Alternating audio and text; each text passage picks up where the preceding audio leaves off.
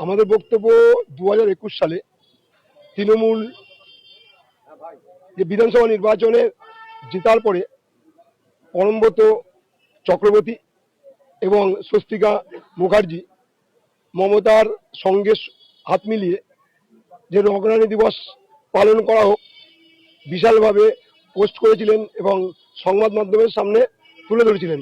তার সেই পরিপ্রেক্ষিতে আমাদের সনাতন ধর্মের মানুষের উপর সংখ্যালঘুরা বিশালভাবে অত্যাচারিত হয়েছিলেন এবং মারাও গেছিলেন কেউ কেউ। সেই তার পরিপ্রেক্ষিতে আমি আজ সনাতন ধর্ম প্রচার এবং প্রসার সংঘের তরফ থেকে পরমব্রত এবং স্বস্তিকা মুখার্জির বিরুদ্ধে আমরা এফআইআর করতে এসেছি।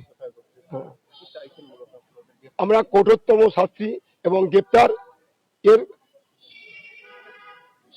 বড় ন্যায় বিচার এবং কঠোরতম শাস্তির।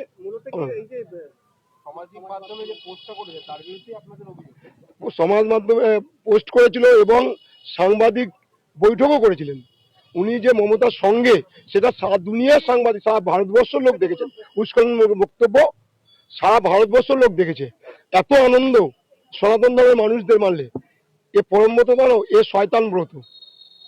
তার জন্য এর এগেনস্টে আমরা সনাতন ধর্ম প্রচার এবং প্রসার সংঘের তরফ থেকে আমরা এর এগেনস্টে এফআইআর করছি, যাতে কঠোরতম শাস্তি পায়। আমার নাম শ্রী হরিচাঁদ বিশ্বাস, সনাতন ধর্ম প্রচার এবং প্রসার সংঘের সভাপতি।